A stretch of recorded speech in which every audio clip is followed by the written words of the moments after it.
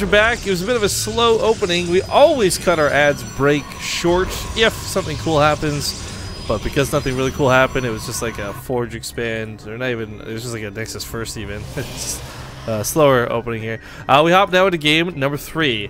Tied up now 1-1. In the bottom right corner of the map, it's going to be Dead Pixels, Blue, Protoss, Patience. In the top left, as the red Zerg, it's Targa.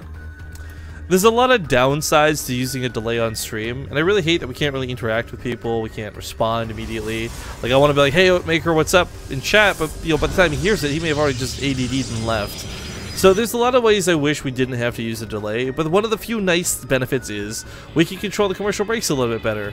And while it'd be nice to just blare 3-minute ad breaks every 8 minutes as much as possible, you know, we try to be responsible with them. And anytime that a game starts, okay, if something interesting is happening, we will cut those ads short every single time. But no Ling all in this time.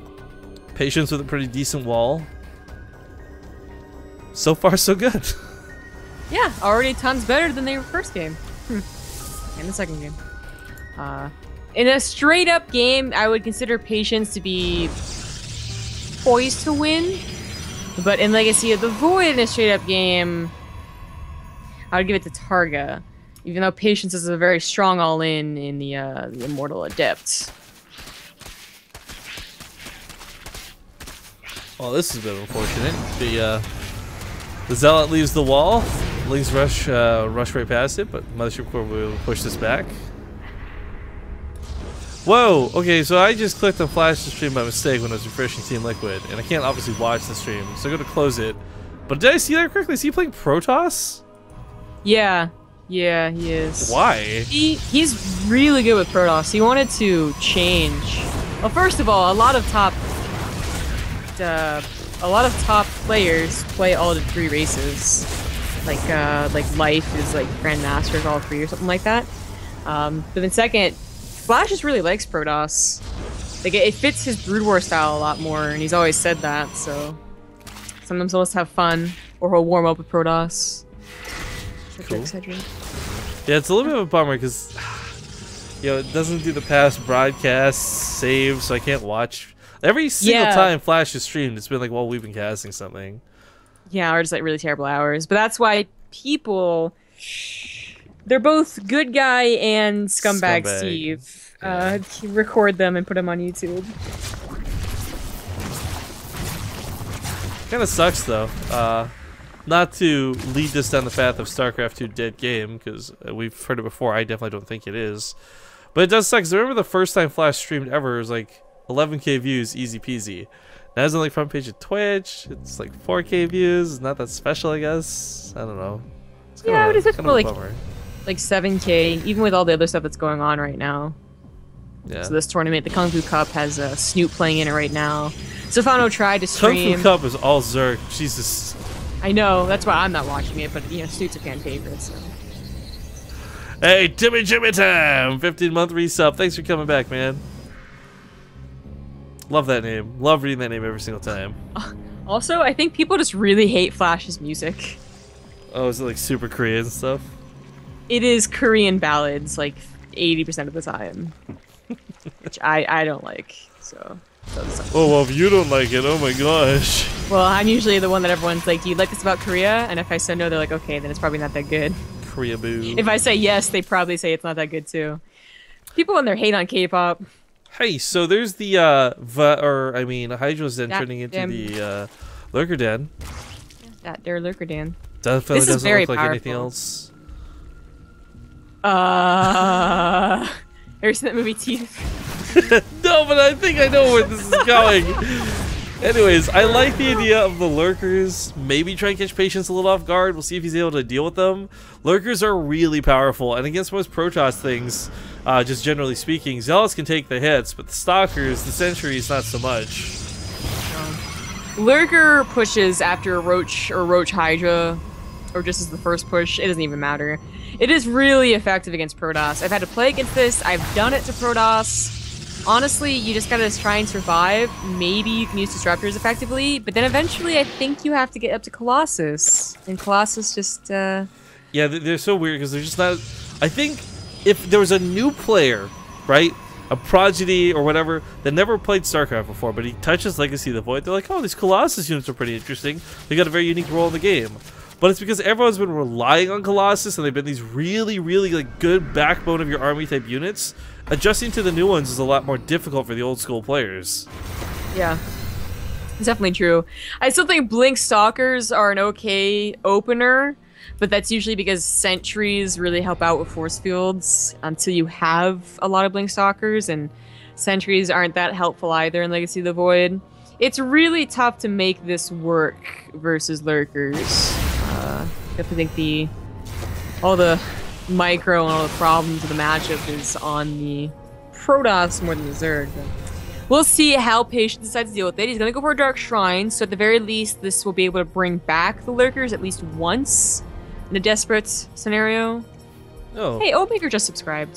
Speaking of the devil, yeah, he was subbed a long time ago. We met him at, he's a really tall guy at Anaheim. I don't know if you remember him. Very tall guy. Anyways, he used to be subbed. I guess, like, he's coming back now, so that's cool. Hey, Oatmaker, what's up? Speaking of the devil, because I think I just mentioned his name like 5 minutes ago. Yeah. If only getting subs was that easy. I would just sit there and read a list of names all day long, AEC style.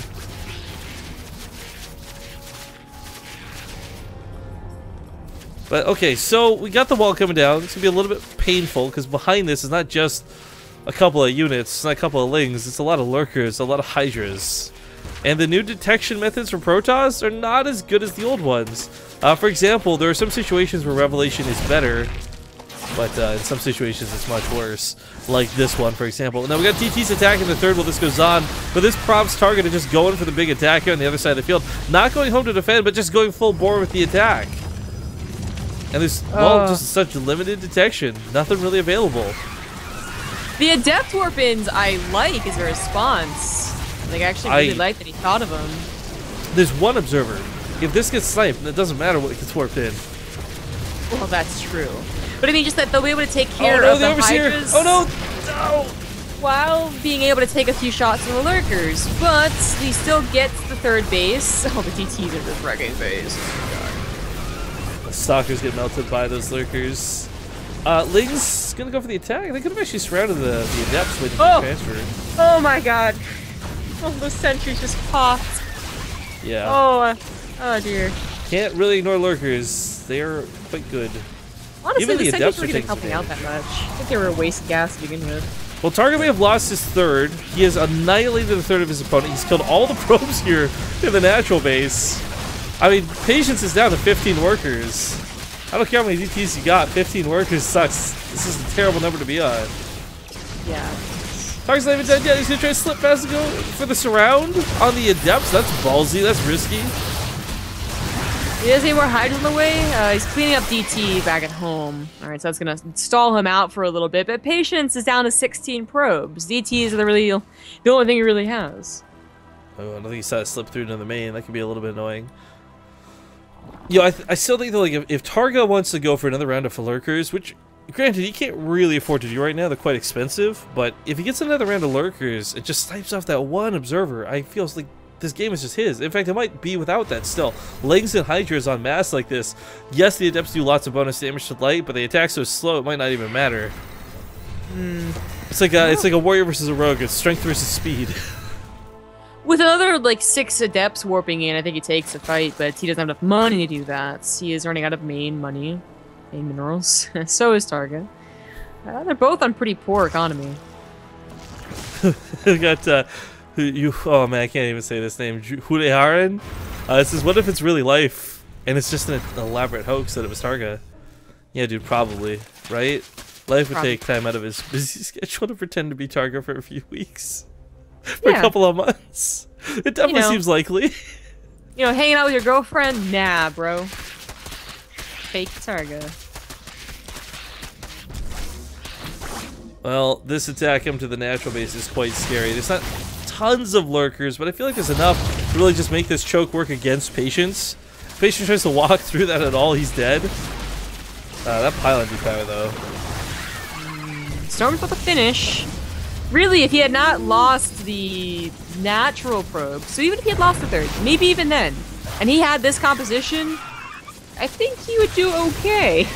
But he lost more than just the first. He lost so many probes. He's still only at 22 probes, so that's pretty bad. That lurker attack animation is so lame. Bly was telling me too, by the way, did you know that lurkers can apparently attack through a blinding cloud? You get these... I guess because they can attack through a dark swarm, it makes sense. Yeah, it's just a little bit crazy because it's like you get these 9 range units that can't be blinded. Like, what? No, I don't think that does actually make sense. I was just kidding. I wonder, that's kind It's of like tremors. They can just feel the vibrations. They know where to attack. You don't need to see them.